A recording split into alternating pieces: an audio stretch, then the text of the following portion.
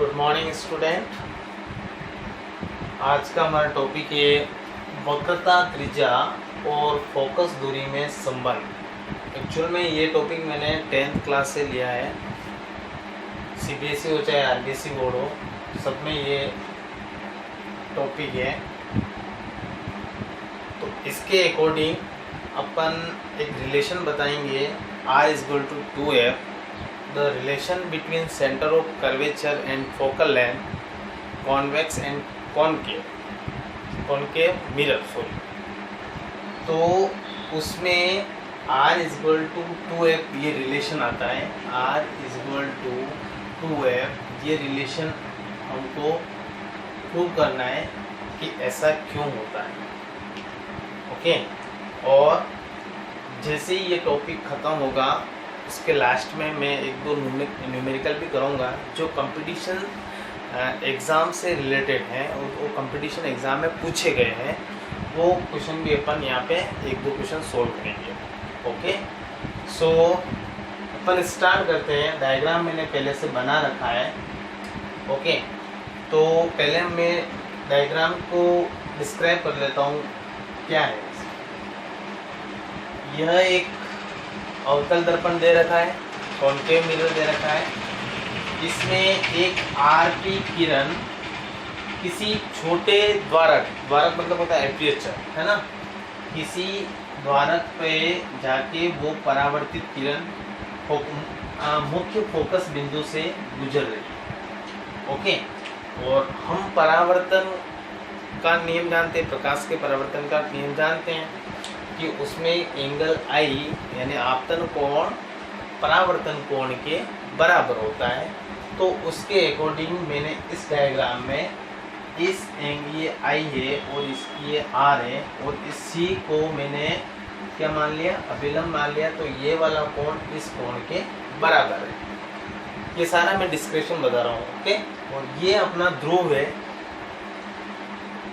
ठीक है, और MN पॉइंट जो अवतल दर्पण का अंतिम छोर बिंदु है, और Q एक किरण मुख्य फोकस बिंदु से गुजर रही है।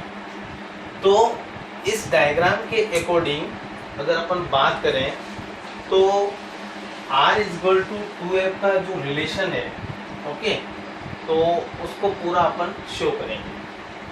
सो मैं एक एक लाइन लिखूंगा और अपन अच्छे से क्लियर कर देंगे। ओके, इस डायग्राम के अकॉर्डिंग जो आरपी किरण है, आरपी किरण मुख्य फोकस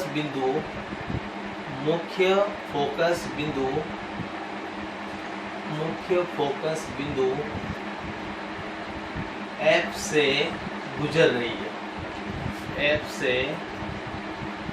गुजर रही है।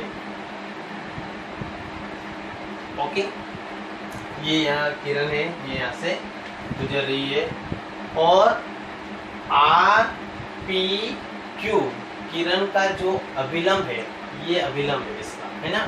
तो आप लिखोगे और RPQ किरण का अभिलंब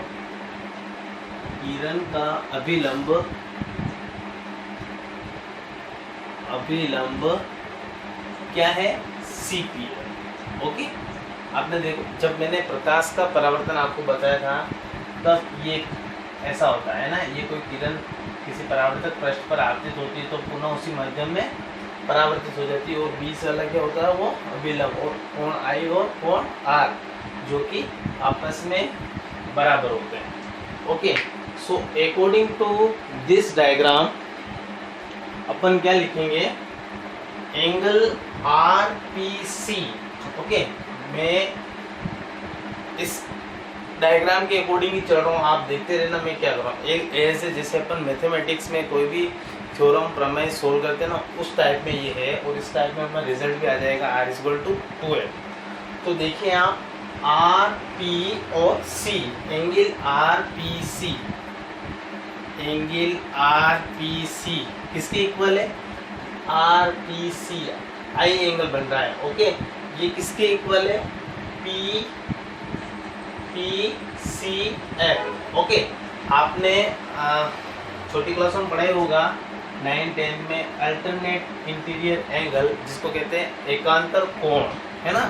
तो ये देखो, इस एंगल को अपन मान लेते हैं, सपोज मान लेते हैं अपन इसको Z मान लेते हैं। देखो ये Z बन रहा पूरा, है ना। तो I वाला कोण किसके इक्वल हो गया? Z के इक्वल हो गया। तो आप लिखोगे RPC इज इक्वल टू, क्या लिखोगे? PCF। Okay, PCF। अच्छा, मैं ब्रैकेट में लिख लेता हूँ आपके ध्यान में रखने के लिए। I एंगल किसके इक्वल है? एंगल Z के। और इसको क्या बोल रहे हैं अपन? एकांतर कोण, एकांतर कोण। ओके, चलो इस डायग्राम में ज्यादा भी नहीं जाएंगे, बाकी सब मिक्स हो जाएगा। थोड़ा अच्छे से लिख लेते हैं। यहाँ से ये अपना एरिया है। ओके, इस एरिया में अपन को वर्क करना है। तो यहाँ पे आप लिख लो एकांतर कोण, एकांतर कोण। ओके, और इस इक्वेशन को आप दे दो नंबर फर्स्ट। ओके, ये क्लियर हो गया इस डायग्राम के अकॉर्डिंग। दूसरी बात कह रहा है, अपन जानते हैं परावर्तन का नियम। परावर्तन के नियम के अनुसार, परावर्तन के नियम के अनुसार क्या होता है? Angle I is equal to angle R होता है ना। तो इसी के अकॉर्डिंग अपन लिखेंगे, क्या लिखेंगे? एंगल RPC किसके इक्वल है? CPF के, एंगल CPF के। ओके, आपको ये तो पता ही है कि जब कोई भी किरण आती है, किसी भी दर्पण पर आपतित होती है, परावर्तक पृष्ठ पर आपतित होती है, तो वो परावर्तन के पश्चात मुख्य फोकस बिंदु से गुजरती है। ओके, तो ये हो गया अपना CPF। परावर्तन के नियम के अनुसार RPC बराबर एंगल CPF। इसको आप इक्वेशन नंबर 2 दे दो। Okay, that is clear. यहाँ तक मेरे हिसाब से आपको कोई प्रॉब्लम नहीं होगी। ओके, अब देखो RPC is equal to CPF, अगर ये बराबर है तो PCF भी बराबर होगा। कैसे? देखो, ये वाला एंगल है I वाला, अगर ये इसके इक्वल है तो ये अपन ने पहले वो लोग इक्वल ही कर दिया। तो I वाला किसके इक्वल है? Z के। तो अपन ये तीनों लाइन लिख दिए, है ना।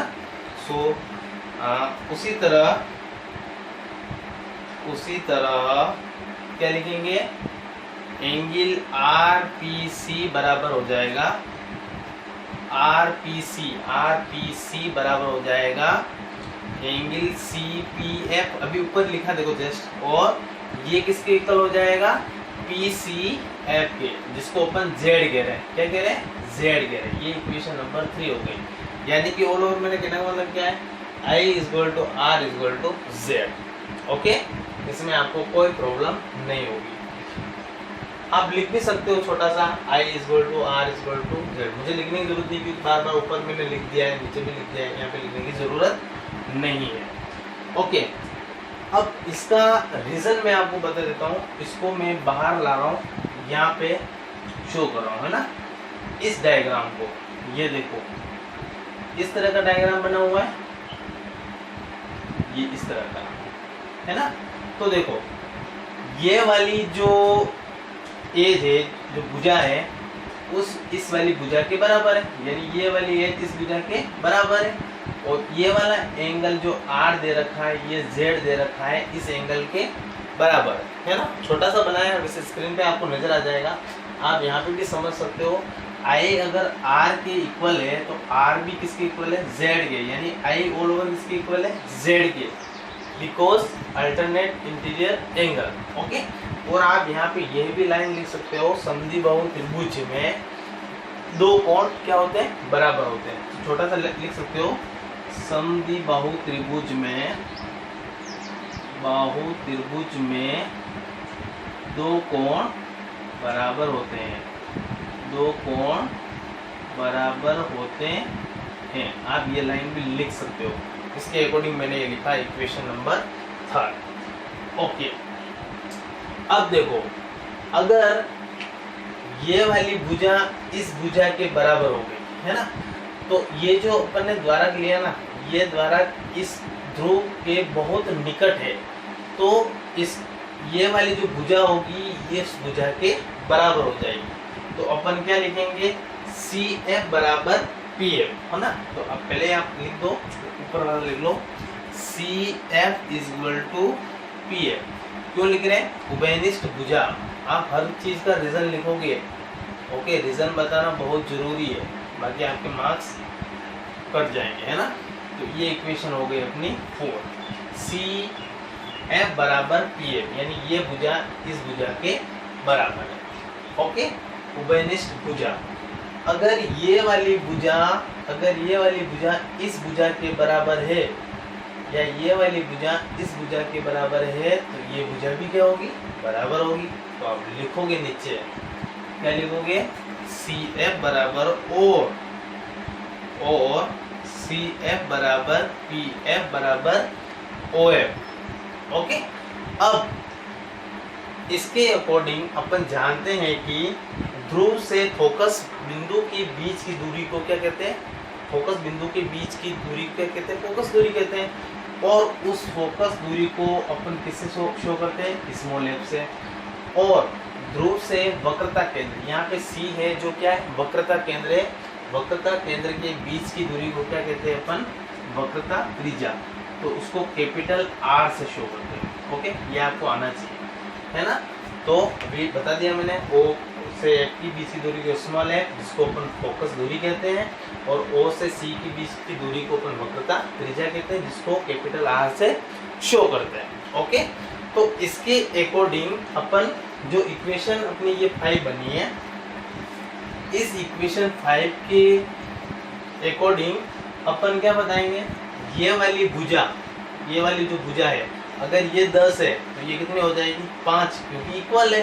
तो ऑल ओवर अपन इसको कैसे लिखेंगे, ओ एफ, यानी जो ये ओ एफ भुजा है, ओ एफ बराबर लिखेंगे अपन, ओ एफ बराबर लिखेंगे 1/2 ओ सी, ये उसकी आधी हो जाएगी। ओके, और ओ एफ और ओ सी की वैल्यू अपने पास है, पुट कर दो। ओ एफ की वैल्यू क्या है, ओ एफ की वैल्यू स्मॉल एफ है, 1/2 का 1/2 है। ओ सी की वैल्यू कितनी है, ओ सी की वैल्यू दे रखी है अपन को कैपिटल आर। तो इसके अकॉर्डिंग में यहाँ पे राइट डाउन कर रहा हूँ, तो आर इज इक्वल टू क्या हो जाएगा, 2f। Are is equal to हो जाएगा अपना 2f, यही रिलेशन है ना। और हिंदी मीडियम बुक में तो ऐसा भी दे रखा है, सिद्ध कीजिए कि एक छोटे द्वारक के अवतल दर्पण की वक्रता त्रिज्या और उसकी फोकस दूरी में क्या संबंध है। तो ये संबंध है r इक्वल टू 2f। ये एग्जाम में कई बार क्वेश्चन पूछा गया है, इसलिए आप इसको सीरियस लें और इस तरह से आपको सोल्व करना है। ओके, तो दैट इज क्लियर। आप इसका स्क्रीनशॉट ले सकते हो अच्छे से।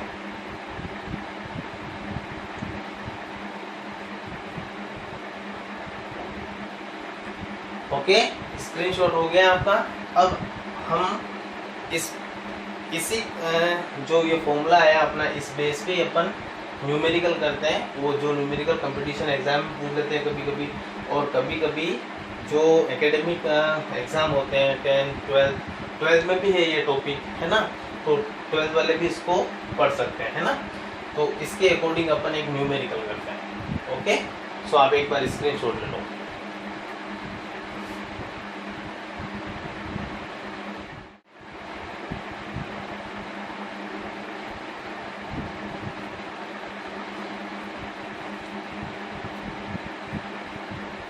ओके, ये मैंने आपके एक डिस्प्ले पे मैंने क्वेश्चन शो कर रखा है। इस क्वेश्चन को आप पढ़ो और अच्छे से इसका क्या आंसर है, मैंने ऑप्शन भी दे रखे हैं। इस तरह से क्वेश्चन कंपटीशन एग्जाम में पूछते हैं। ये छोटा सा टॉपिक लेकिन अपन को आना चाहिए। क्या है इसमें, ये पूछ रहा है किसी अवतल दर्पण की वक्रता त्रिज्या, जिसको अपन आर से कैपिटल आर से शो करते हैं, उसकी वक्रता त्रिज्या दे रखी 40 सेंटीमीटर है, तो उसकी फोकस दूरी स्मॉल एफ क्या होगी। बहुत अच्छा क्वेश्चन है, इजी क्वेश्चन है आपके लिए। तो सो हल अपन यहाँ पे सोल्व करते हैं। देखो हम जानते हैं कि वक्रता त्रिज्या और फोकस दूरी में संबंध जो होता है, यहाँ लिखोगे वक्रता त्रिज्या व फोकस दूरी में संबंध, यानी आर वर्ड एफ में संबंध। क्या संबंध है, क्या रिलेशन है इसमें? अपन जानते हैं R इक्वल टू 2F होता है ना। कि सर ये तो बहुत इजी क्वेश्चन है, हम 2 मिनट में कर लेंगे। R अपन को दे रखा 40, F निकालना 2 का भाग ले जाएगा, 20 आंसर आ जाएगा, बहुत इजी है ना। लेकिन ये इजी नहीं है, आप इसको सोल्व करेंगे अपन, है ना इसको।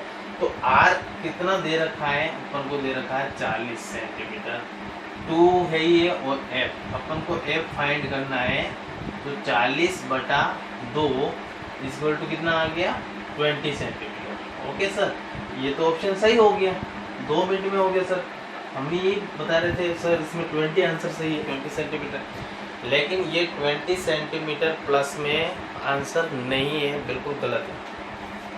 क्यों गलत है? इसका जो करेक्ट आंसर है वो करेक्ट आंसर होगा, क्या होगा, यहाँ पे भी आपको शो करना माइनस, क्योंकि F इसमें आंसर होगा करेक्ट आंसर -20 सेंटीमीटर।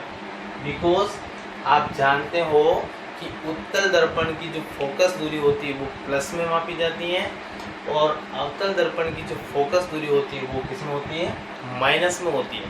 तो यहाँ का जो आंसर होगा करेक्ट आंसर, जिसको अपन बोलेंगे correct answer. Okay, correct answer कौन सा होगा, -20। ये वाला आंसर बिल्कुल सही होगा। अगर आप यहाँ पे माइनस में लगाओगे तो भी चलेगा, लेकिन आपको लिखना पड़ेगा नीचे, क्योंकि अवतल दर्पण की फोकस दूरी, अवतल दर्पण की फोकस दूरी ऋणात्मक होती है, ऋणात्मक होती है, और उत्तल की क्या होती है, धनात्मक होती है। सो यहाँ पे जो करेक्ट आंसर हो जाएगा वो क्या हो जाएगा, -20 सेंटीमीटर, और आपका यहाँ पे सी ऑप्शन बिल्कुल सही हो जाएगा। तो इस तरह से क्वेश्चन पूछ लेते हैं कभी कभी, और अपन क्या है जल्दीबाजी में अपन को आता है ये क्वेश्चन 2 मिनट में सोल्व कर देंगे, और 20 सेंटीमीटर पे ओके करके आ जाते हैं, और अपना वो क्वेश्चन गलत हो जाता है।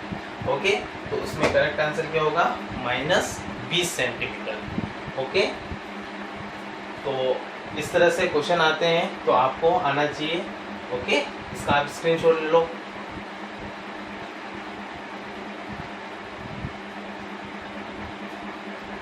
ओके, सो बहुत छोटा टॉपिक था। Okay, thank you very much, फिर मिलते हैं।